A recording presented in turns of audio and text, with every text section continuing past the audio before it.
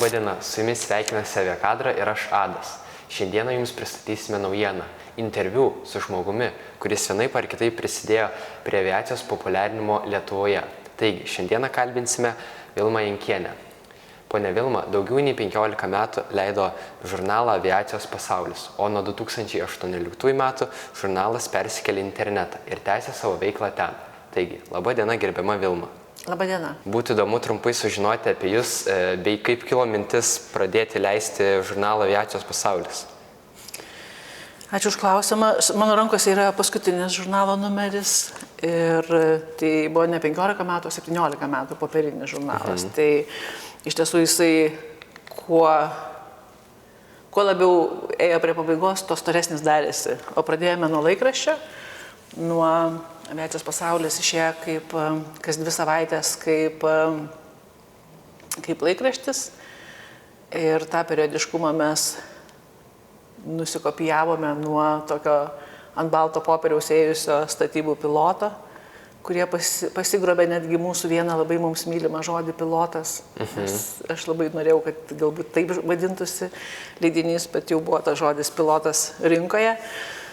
Ir Aviacijos pasaulis prasidėjo nuo noro turėti Lietuvoje periodinį žurnalą apie aviaciją ar leidinį. Taip pat būtų įdomu sužinoti, tai su kokiais tais didžiausiais sunkumais susidūrėt, kai tik reikėjo pradėti leisti tą žurnalą? Nieko sunkaus nėra, iš tiesų viskas darosi darimo būdu. Kada tu turi idėją, tai tiesiog svarstai tą dieną, ką tu turi padaryti. Tai reikėjo rašančių žmonių, reikėjo pažinti, reikėjo leistis į labai daug įvykių ir pati pradžia iš tiesų buvo, kad mes turėjome tose įvykiuose dalyvauti gyvai. Nebuvo prieš 20 metų interviu imami telefonu, pavyzdžiui. Taip rečiausiai būdavo. Tiesiog tu visur važiuodavai gyvai, ar tu su ministru kalbi, ar tu nori kažkokį reportažą iš aerodromo padaryti. Tai tiesiog reikėjo daug rankų, daug visur būti ir visa tai vyko lėtai dėl to, kad patys fotografuojam, tada tą juostelę turi ryškinti, tada tu turi skenuoti nuotraukas. Tai labai, labai lėta buvo pati poligrafija. Šitas turbūt buvo didžiausias iššūkis. Iššūkis buvo nepadaryti klaidų, aviacinė pati kalba iš tiesų nėra tokia lengva, kaip gali atrodyti, kad ją skaitai, bet ją, viską teisingai padaryti. Mes turėjome ir kalbos redaktorius, ir konsultuodavomės ir su kariškiais, ir su civiliais, ir su sporto aviacijos žmonėmis, kad nebūtų ta šnekamoji kalba, vis tiek, kai tu ją užrašai, jinai turi būti tvarkinga. Tai šitie iššūkiai iš tiesų buvo. O kaip tas jūsų pats kelias prasidėjo aviacijoje, dar anksčiau neišleidote tą žurnalą, gal pati skraidėte? Į aviaciją mane atvedė turbūt lemtinga diena, buvo tai skrydis sklandytuvu su Viktoru Kukčikaičiu, sklandytoju. Ir būtent po to skrydžio aš nusprendžiau, kad reikia to periodinio leidinio. Tas skrydis sklandytuvu, ir šiaip turbūt galbūt pokalbiai su aviatoriais, tai yra labai stipri bendruomenė, labai uždeganti. Jeigu tu turi tą genetiką, tai labai lengva nuryti ir užsikrėsti, arba ten užauga tie sparnai nerealaus dydžio ir jau tos ambicijos paskui tampa labai labai didelės. Tai galbūt tas skrydis sklandytuvu buvo lemtingas, toliau buvo labai daugybė skrydžių. Per tiek metų, kiek aš leidau Aviacijos pasaulį, aš paskridau su visais skraidančiais aparatais, kokiais tik galima paskristi Lietuvoje, net su mokomuoju naikintuvu. Jau nekalbu apie visus mažus, parasparnį, skraidyklę ir visi sraigtasparniai ir taip toliau ir taip toliau. Tai patirtis buvo labai labai didelė ir labai labai įdomi. Ir man atrodė, kad visi turi kažką žinoti apie aviaciją, naudotis jie ir taip toliau. Tai toks siekis ir buvo iš tiesų populiarinti aviaciją. Tai mes ir darėme itin nuosekliai, azartiškai ir gal šiek tiek naivokai, nes mes norėjome tą aviaciją matyti tik iš geros pusės. Labai tas buvo mums svarbu kaip leidėjams. Kaip tik minėjote, kad skraidėte su daugybė Lietuvoje lėktuvų, kuriuos galima tik išbandyti.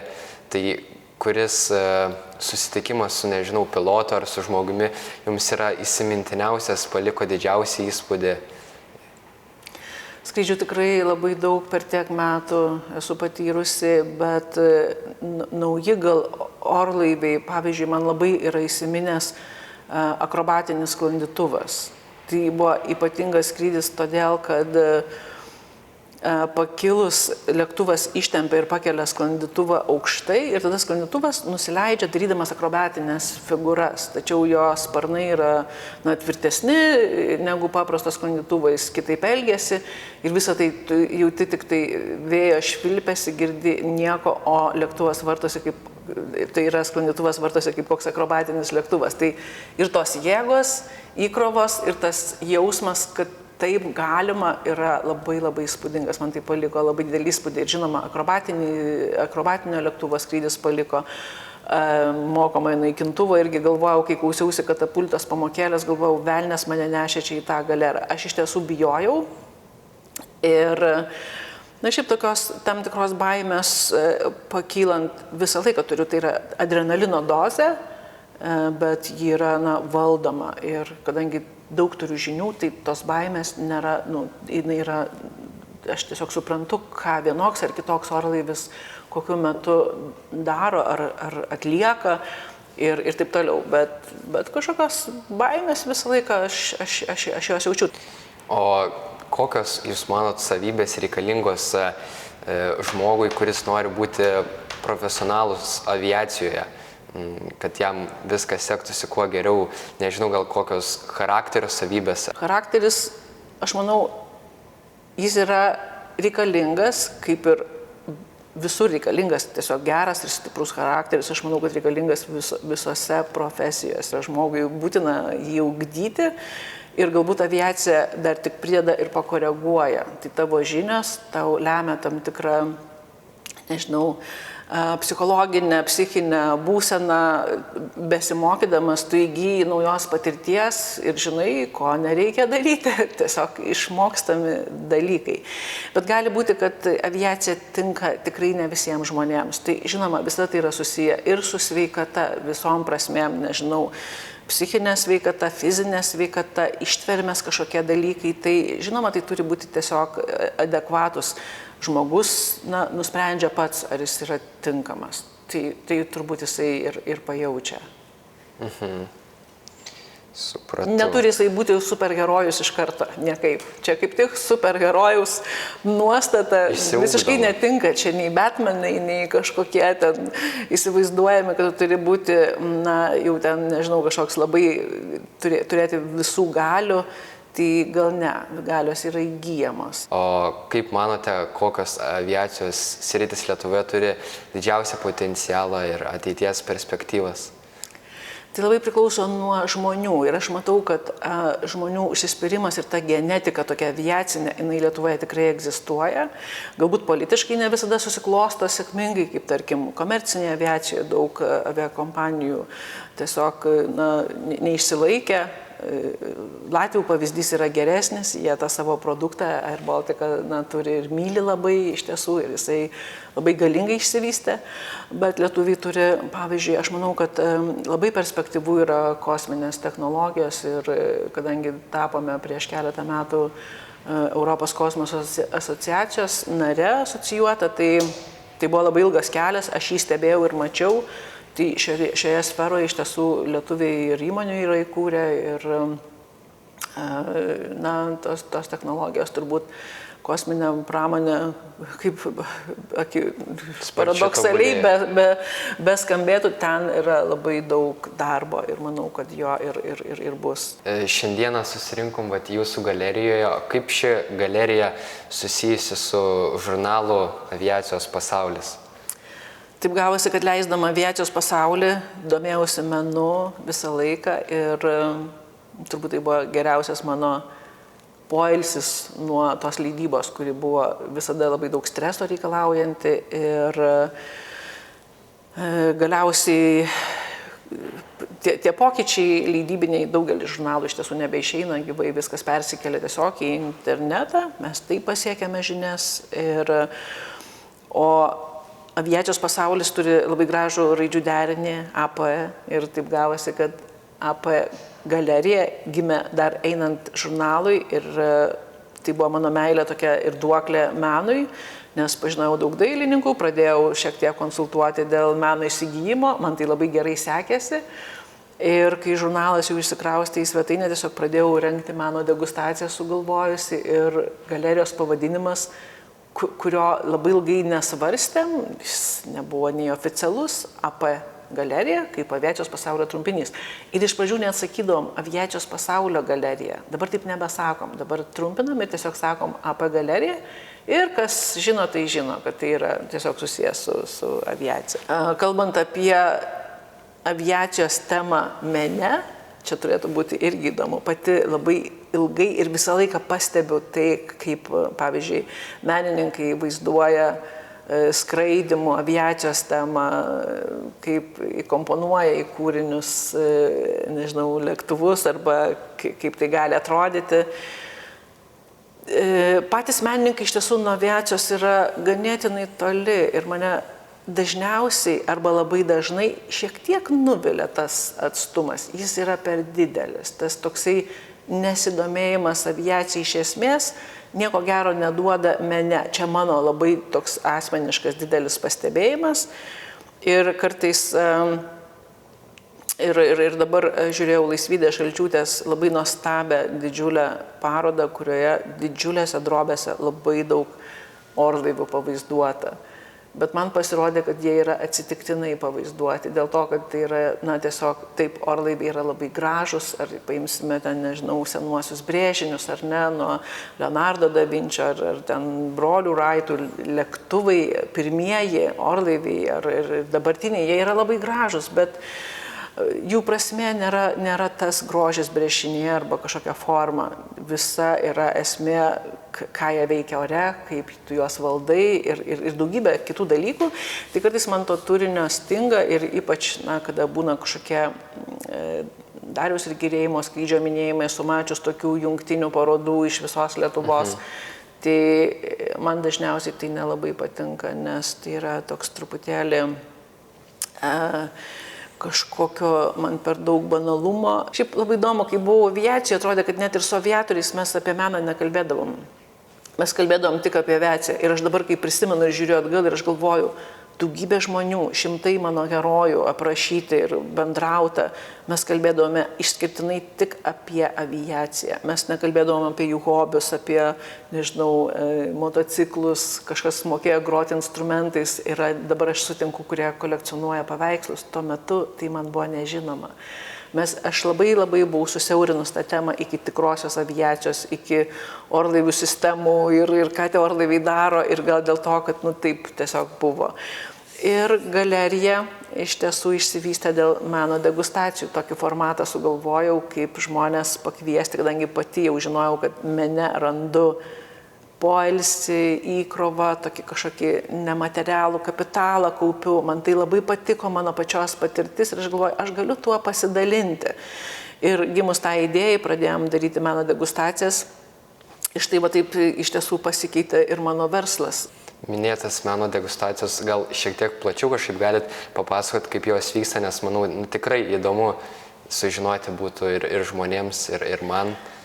Meno degustacija yra renginys visada vienodas, nepakitęs per 9 metus. Žmonės susirenka, sėdi tiesiog taip, kaip mes dabar sėdim prie staliuko, mes vaišinamės vynu ir ant 2 molbertų keičiam 10 autorių po keletą kūrinių ir trumpai pakomentuojam. Dabar iš tiesų tame 10-tuke yra labai didelė žanrų įvairovė, nes visada rodome ir fotografiją, visada rodome daug tapybos, grafika, labai dažnai skulptūra, keramika ir labai didelė įvairovė. Ir kiekvieną mėnesį meno kūriniai nesikartoja. Todėl žmogus, galbūt jam yra patogu ateiti kartą per mėnesį ir pamatyti apie 50 naujų kūrinių ir 10 autorių. Ta pažintis su 10 autorių yra galbūt gana greitai padeda jam plėsti akiratį ir turėti įprasti stebėti meną su mažyčiu pasakojimu, tik raktiniais žodžiais. Tai nėra nuobodus pasakojimas, tai nėra menotyrinis pasakojimas. Mes neišduodam jokių pažymėjimų. Žmogus tiesiog niekaip nepasiruošęs ateina ir jisai pradeda vien iš to stebėjimo ir šiek tiek tų raktinių žodžių pažinti ir suprasti, kaip reikia tą meno kūrinį tyrinėti. Ir tiesą sakant, labai dideli komplimentai, štai visai neseniai toks žmogus pasakė, kad jisai pirmą kartą po meno degustacijos arba meno degustacijos metu pasijuto laimingas žiūrėdamas meno kūrinius. Tiesiog jam tai patiko ta patirtis, kad jisai tiesiog pasijautė įgavęs kažkokį labai didelį ir savęs praplėtimą, o šiaip tai yra labai didelė nuostabi kelionė, kuri neturi, niekada tu nepasiekti horizonto, nes tai yra begalybė. Taip žmonės ima augti, atrodo, kad tiesiog jie pradeda keliauti labai įdomiu meno pažinimo keliu. Matau, kad čia turite šiek tiek žurnalų atsinešusi šiandieną, galbūt galėtumėt papasakoti daugiau apie juos. Apie žurnalus, apie praeitį kažkaip, tiesą sakant, aš labai nutolau, aš nemėgstu grįžti į praeitį, tokią turiu savybę ir labiausiai mėgstu tai, kas vyksta šiandien, į ką esu įsitraukusi, bet žurnalai tikrai buvo labai, manau, įdomus, nes pirmiausiai jie apriepia visas temas. Tokių žurnalų ir pasaulyje nebuvo daug. Galbūt tai yra minusas, bet tokioje mažoje šalyje leisti, pavyzdžiui, apie sportinę aviaciją ar komercinę aviaciją atskirai būtų neįmanoma tiesiog. Mes bandėm suderinti visas temas ir todėl čia yra ir istorija, ir civilinė aviacija, ir komercinė aviacija, ir bendroji aviacija, ir sportas, ir žmonės, ir viskas yra vienam žurnale. Todėl kiekvienam aviacijos mylėtojui iš tiesų kliūdavo labai nedaug. Tas, kuris yra istorija domisi, tai jam gal neįdomu, kaip ten parasparininkas kažkokį rekordą pasiekė ar varžybos įvyko. Bet prieš paskutinėme popierinėme žurnale mes, pavyzdžiui, čia yra Lietuvos aviacijos 100 faktų apie aviaciją lietuvių ir anglų kalba. Tai toks tikrai labai retas numeris. Ir mes galvojam, padarysim tą 100, bet mes surašėm virš 300 aviacijos labai įdomių faktų, kurie galėtų būti taip pat žinomi ir labai labai įdomus, bet tas 100 kažkaip irgi leido gal pasirinkti pačius įdomesnius ir taip toliau. Tai tas 100 aviacijos faktų yra prieš paskutinėme numeryje. Ir žurnaluose norėjom ir kad būtų English Summary, santrumpa anglų kalba, kad galėtų ir žmonės, vis tiek aviacija yra tokia anglakalbė ir tai turėjom labai daug, jau buvo žurnalas susiformavęs labai labai nuostabus. Gaila, kad toje mažoje rinkoje mes negalėjome ją išlaikyti. Pastangos buvo tokios didelės, bet galbūt pritrūko kažkokios energijos, tiesiog reikėjo daugiau pinigų arba galių. Aš padariau, atrodo, viską, kas yra įmanoma ir neįmanoma taip pat, ir kartais tai suveikdavo, kartais ne. Tai vis tik leidyba yra komercinis dalykas. Tai tiek, kad aviacijos pasaulyje galima rasti įvairiose bibliotekose, saugyklose, tikrai turbūt 100 aviatorių turi pilną komplektą ir galima jį pavartyti ir atgal ir iki šios dienos dar yra žmonių, kurie ir užsienyje gyvenantis ir Lietuvoje, ir jauni žmonės, jie prašo būtent rinkinio, kad galėtų pavartyti ir pasižiūrėti į tą tokį aviacijos nuoseklų pasakojimą tiesiog ir apie žmonės ir taip toliau. Kita vertus, aš pati pakalbinau labai daug žmonių ir greičiausiai mane tie žmonės ir buvo didieji įkvėpėjai. Štai aš turiu Vytauto Lapėno ranka rašytą jo atsakymą į kažkokius klausimus. Tai jeigu dabar mus stebintų, kad žmogus rašytų atsakymus ranka, tai prieš 20 metų tai buvo normalu, kad tu patiki tam autoriui, kažkokiam žmogui, kuris dar yra ir nori raštu atsakyti, tai yra Vytautas Lapėnas turbūt buvo ypatingai charizmatiška asmenybė ir jo išėjimas, jo žūtis Rojūno aerodrome itin sukrėtė ir iš tiesų tų kažkokių netekčių buvo ir daugiau, kurios labai visada skaudindavo ir gaila, kad taip nutikdavo. Bet lieka kažkokie pėdsakai, o mano pačios iš tiesų susitikimai su aviatoriais paliko neišdildomą įspūdį. Tai yra mano gyvenimo tas stiprusis bagažas, įdomusis. Supratau. Ir pabaigai būtų klausimas, ką galėtumėt patarti šiuolaikiniam jaunimui, kuris planuoja kažką sieti su aviacija? Pirmiausiai turbūt domėtis ją. Domėtis, kažkokių susirasti leidinių, žmonių. Aš manau, kad šiais laikais domėtis yra ir kur kas ir paprasčiau.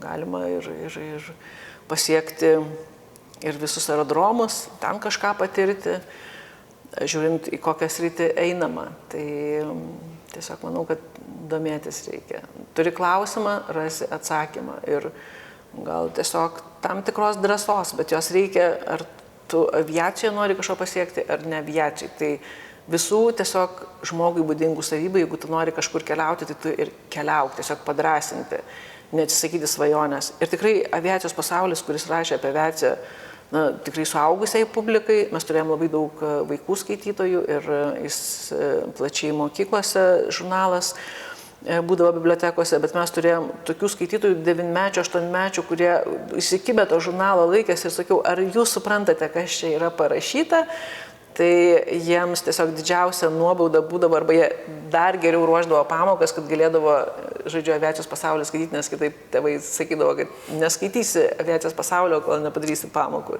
Tai suveikdavo. Gerai, ačiū Jums už šį nuostabų interviu ir iki kitų kartų.